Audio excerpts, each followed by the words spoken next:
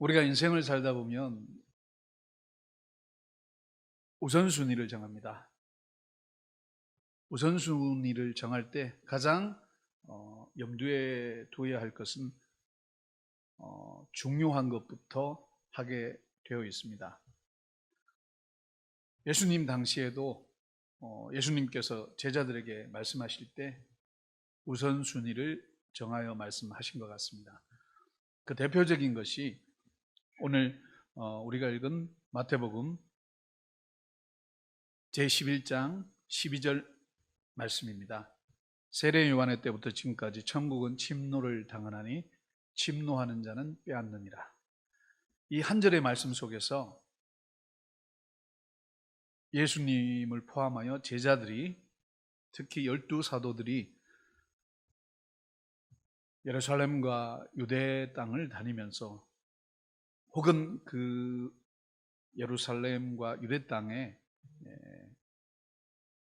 이스라엘 땅에 이방인들이 정착해서 살 수도 있었겠죠. 그 이방인을 포함해서 모든 민족에게 복음을 전하라고 하신 그 예수님의 지상 명령을, 예수님도 그랬겠지만 제자들은 더욱더 중요했던 것 같습니다. 그래서 예수님께서 12사도들을 부르시고 그들에게 귀신을 내어 쫓는 권능과 병든 것을 고치는 권능과, 그리고 모든 약한 것을 강하게 하는, 바르게 하는, 건강하게 하는 그런 사역을, 그런 일들을 위임하시면서 먼저 유대 땅에 복음을 전하게 하셨습니다. 지금 우리가 살아가는 이 시대에도 비록 우리가 이방인 그리스도인이지만 우리가 먼저 구원받았다는 것은 내가 또 다른 사람에게, 가족이든 이웃이든 내가 복음을 전해야 된다는 그런 사명감을 우리가 갖고 있습니다. 우리 그리스도인들에게 제일 중요한 것은 복음을 전파하고 있느냐, 하고 있지 않느냐입니다. 너무 심플하지 않느냐 하시겠지만 인생은 원래 심플한 겁니다. 옳은 것은 옳고 그른 것은 그른 것입니다. 애매모호한 것은 없습니다. 우리가 신앙생활 한다는 것은 우리 그리스도인들이 무엇을 해야 될 것인가를, 그리고 앞으로 어떻게 살아야 될 것인가를 그 누구보다도 잘 인지하고 실천하고 있다는 것을 내 자신뿐만이 아니고 모든 사람들에게 자신 있게 말할 수 있어야 됩니다. 그냥 입으로만 예수를 전하는, 물론 그것도 좋겠지만 요즘은 그것도 안 하는 시대라서 딱히 드린 말씀은 없습니다만, 우리가 그리스도를 영접하고 그리스도를 믿고 따라간다는 것은 우리 안에 계시는 성령께서 무슨 일을 하고 계시는지를 우리를 통하여, 혹은 말씀을 통하여 깨닫게 하시고, 그 말씀을 깨달았을 때 가족에게, 친구에게, 이웃에게, 그러니까 예수를 믿지 않는 자들에게 복음을 전파하게 되어 있다는 것입니다. 그것을 우리가 순종으로 받아들이고, 내가 구원받았기 때문에 내 사랑하는 사람들, 가족들, 이웃들, 친구들이 구원을 받아야 된다는, 너무나 심플합니다. 우리의 인생사가 시작과 끝이 있습니다. 과정은 이럴 수도 있고 저럴 수도 있습니다.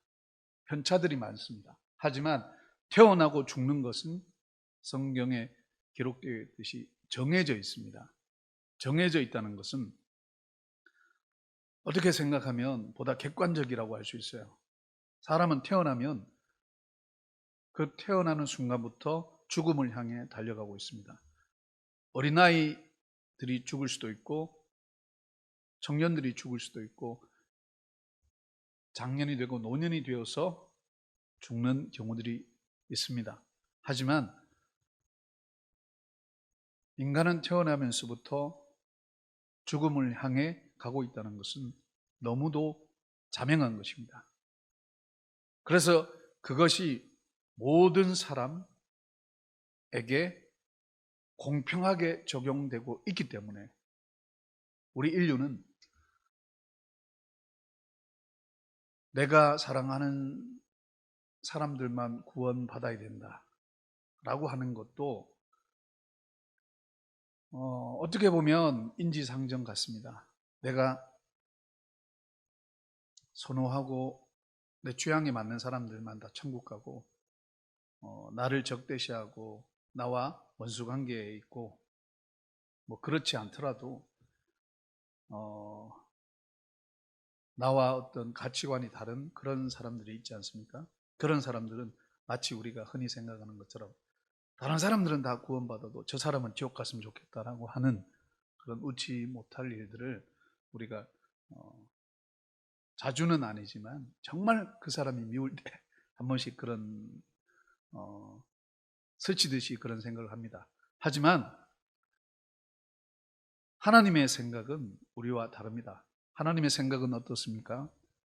우리가 구원받았는지 안 받았는지 우리가 분간할 수 없죠. 분간할 수 없다는 건 알 수 없다는 거죠. 하지만 자신은 압니다. 예수님을 만났는지. 그래서 그 예수를 영접한 사람들이 예수를 믿지 않는 자들에게 복음을 전해야 되는 것은 해도 되고 안 해도 되는 문제가 아닙니다. 반드시 그리스도인이라면 해야 됩니다. 왜냐? 복음을 전하지 않으면 구원은 이루어지지 않습니다. 예수님께서 제자들에게 복음을 전하셨고 그 제자들이 유대인과 이방인들에게 복음을 전했기 때문에 특히 이방인의 사도로 부름받은 바울 사도라는 그런 정말 하나님이 귀하게 쓰신 그런 이방인의 사도를 통하여 우리 대한민국까지 복음이 전파되어 지금 우리가 편안하게 예수를 믿게 된 이 모든 것들이 사실은 전하는 사람이 있었기 때문인 것입니다. 전하지 않으면 누가 듣겠습니까? 말하는 사람이 있으니까 듣는 사람도 있는 겁니다. 우리는 하나님을 만났기 때문에 그분을 전하지 않으면 사도 바울이 이야기한 것처럼 우리에게 화가 있습니다. 왜냐하면 예수님이 인류를 구원하기 위해서 이 땅에 오셨기 때문입니다. 전지전능하신 하나님께서는 다 아시죠. 누가 구원받을 사람인지 아닌지 다 아십니다. 하지만 우리는 그 하나님의 시간대를 살아갈 수도 없을 뿐만이 아니고 그 하나님의 완벽한 영원한 시간을 우리가 이해할 수도 없습니다. 단지 성령께서 우리를 택하셔서 우리를 구원으로 인도하신다는 걸 우리가 믿고 따라갈 뿐입니다. 그래서 교회 생활을 한다는 건 내가 전도를 하고 있다라는 것입니다. 내가 교회 생활을 한다라는 것은 교회에 모여서 공동체로서 예수님으로 인해서 즐거워하고 행복하는 그것뿐만이 아니고 믿은 자들이 믿지 않는 자들에게 전하기 위해서는 교회가 필요했고 예수께서는 사도 베드로의 그 믿음을 보시고 그 믿음 위에 교회를 세우신 것입니다. 즉 사도 베드로는 자신의 믿음을 통해서 세워진 그 교회가 정체되어 있는 것이 아니라 머물러 있는 것이 아니라 나그네처럼 이곳저곳을 떠돌아다니며 예수 믿지 않는 자들에게 복음을 전해야 된다는 그런 정말 위임받은 자로서 사도로서 그러니까 부름받은 자들로서의 사명을 누구보다도 잘 알고 있었습니다. 그래서 그는 정체하지 않았고 가는 곳곳마다 예수님이 하신 일을 동일하게 했고 많은 기적을 경험했고 죽기까지 십자가에 거꾸로 매달려 순교할 때까지 예수를 증거하는 일을 쉬지 않았습니다. 지금 우리가 코로나로 인해서 이렇게 힘든 와중에도 우리가 교회에 모이는 것은 단순히 그냥 하나님 말씀 듣고 끝나는 것이 아니라 유대인들이 그토록 회당에서 혹은 성전에서 하나님 말씀을 듣고 외우고 모세 때는 심지어 미간에 붙이고 문설주에 붙이고 했던 모든 것들이 결국은 그들이 그 말씀을 이방인들에게 전하기 위한 출애굽을 하게 하신 그 위대하신 전능하신 하나님께서 약하고 약한 아브라함의 후손들을 통하여 모세 때의 나라를 만드셔서 강대국들 아시리아, 바벨론, 애굽 이런 유수의 기라성 같은 하나님을 떠난 자들에게 하나님의 능력을 그들은 보여야 되었습니다.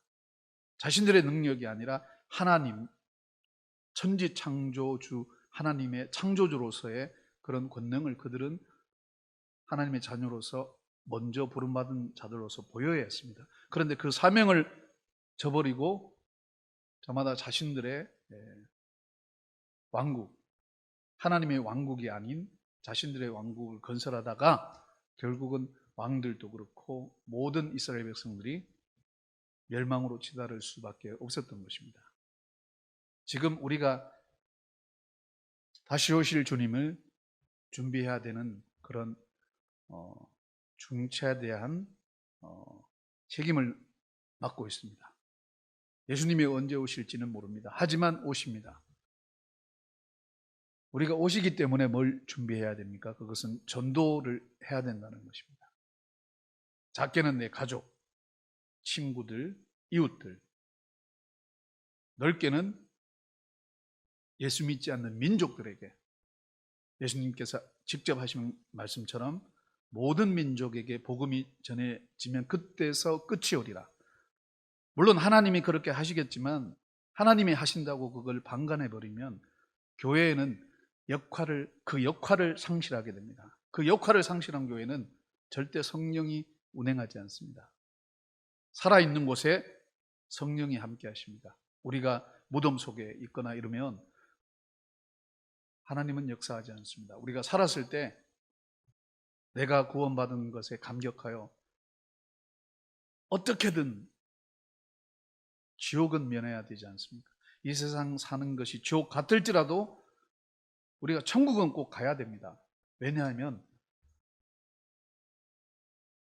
우리가 죄인이기 때문에 그렇습니다. 우리가 인생 살아가면서 많은 시행착오를 겪습니다. 하지만 내가 어렸을 때 크면서 많은 사람들에게 죄를 짓기도 하고 우리가 때로는 입장이 바뀌어져서 용서하기도 합니다. 하지만 궁극적으로 우리가 이 세상 사람뿐만이 아니고 자연 만물들 그 모든 것에 제대로 된 관계, 그 관계가 깨어진 것에 대한 그것이 결국은 죄라는 것입니다. 우리가 하나님과의 관계가 깨어졌기 때문에 죄인이 된 것이지 하나님과의 관계가 깨어지지 않았다면 우리는 죄인이 될 수 없었을 것입니다. 그래서 궁극적으로 우리가 하나님과의 관계가 멀어졌기 때문에 에덴에서 추방된 그 사건, 그 현실적인 사건, 아담과 하와가 선악과를 먹고 에덴에서 추방되었지 않습니까? 그 추방된 그 자체가 하나님과 멀어진 것입니다. 그 멀어진 것을 궁극적으로 예수 그리스도께서 성령을 통하여 다시 만나게끔 하신 게 중생하는 것, 우리가 흔히 이야기하는 거듭난 것. 우리가 거듭난 자가 해야 될 것은 더 거듭나는 게 아닙니다.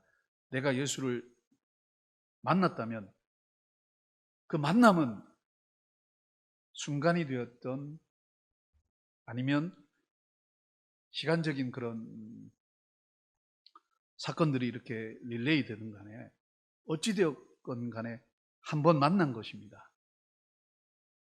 마치 다메섹에서 사도 바울이 부활하신 예수님을 한 번 만난 것처럼 그 한 번의 만남이 사도 바울을 이방인의 사도로 일하게끔 하시고, 그가 넘어질 때마다 그 다메섹 사건을 통하여 다시 힘을 얻게 되고 예수의 사명을 감당하는 그런 구원을 하나님께서 이루어 가시는 그 과정 속에서 순종하면서 복음을 전했던 것입니다. 결론을 맺겠습니다. 우리가 신앙생활하는 것은 예수를 더 잘 믿기 위한 것이 아닙니다.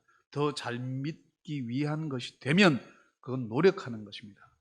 내가 노력해서 하나님을 만나는 것이지, 하나님이 찾아오셔서 믿게 하시고 이끌어 가시는 것은 아니라는 겁니다. 왜냐하면 만남은 절대 혼자 이루어지지 않습니다. 둘이 이루어지는 겁니다. 한 남자와 한 여자가 결혼을 하는 관계와 같습니다. 그래서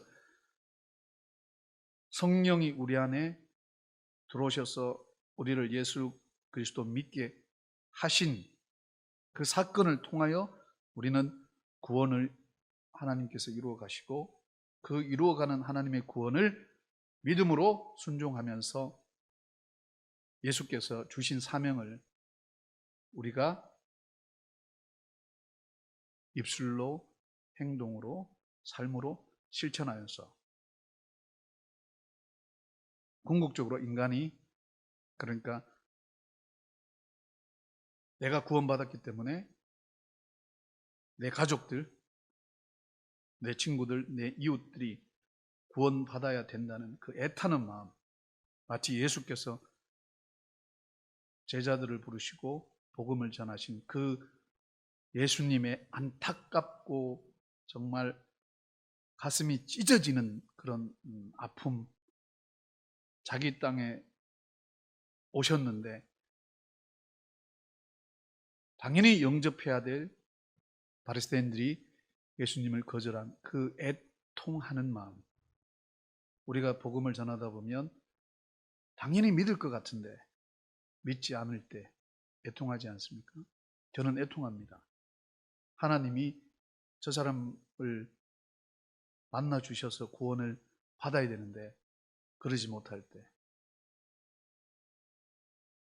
그러니까 우리가 모든 구원은 하나님이 이루어 가십니다. 하지만 우리가 성령을 받고 예수 그리스도를 증거하는 것 자체가 하나님의 일인 것입니다. 그 하나님의 일을 우리가 순종하는 것이 하나님을 사랑하고 이웃을 내 몸과 같이 사랑하는 것입니다. 왜냐하면 시작과 끝은 정해져 있기 때문이에요. 시작이 있었으면 끝도 있는 것입니다. 우리는 누구나 한번 태어납니다. 하지만 그 이후에는 심판이 있다는 건 성경이 기록하고 있는 메시지에 일관된 말씀입니다.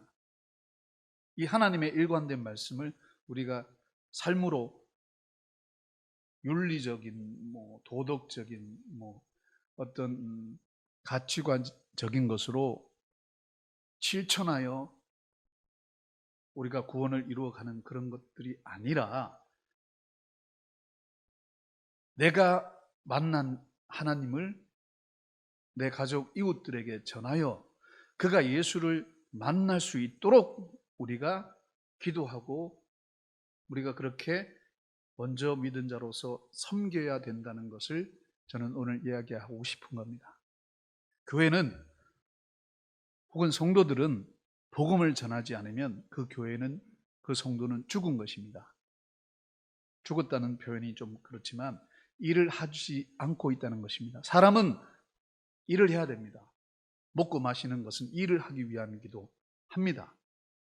일을 하기 위해서 또 먹고 마시겠지만 우리는 궁극적으로 일을 해야 됩니다. 그 일이 뭔가 하면 그리스도인에게 최우선시 되어야 될 게 바로 복음을 전하는 것입니다. 그 복음을 전하는 일을 가장 우선시하는 게 그리스도인의 가정이요 그리스도인인 것입니다. 그 복음을 전하지 않으면 교회의 존립과 우리 개인의 존재의 의미는 없습니다. 비록 내가 구원받았다 할지라도 그것은 나만 구원받고 내 남편, 내 아내, 내 자녀들, 내 부모님, 내 형제들은, 내 친구들은 지옥 가는데 전혀 내가 손수 볼 수도 없는 상황에 다다랐을 때 마치 죽은 나사로처럼 부자처럼 부자가 그토록 자기 형제들에게 복음을 전하고자 했지만 그곳에서는 절대 전할 수 없습니다. 살았을 때 우리가 한 영혼이라도 복음 전해서 우리가 부흥되는 게 아닙니다. 오해하시면 안 됩니다. 우리가 부흥돼서 교회를 크게 짓고 하는 게 아니라 하나님이 주인이기 때문에 하나님이 한 영혼이라도 더 구원받아서 이 땅에 절대로 지옥 가는 사람들이 없었으면 하는 그 마음이 결국은 하나님이 받으시는 상한 심령의 마음, 정말 하나님이 원하시는 제사가 아닐까 생각해 봅니다. 오늘 이 말씀을 들으면서 나는 오늘 몇 명 전도했는지 마음속으로 헤아려 보시기 바랍니다. 예수님의 말씀 꼭 기억하십시오. 모든 민족에게 복음이 전해지면 그때서 끝이 오리라. 아멘. 기도하시겠습니다.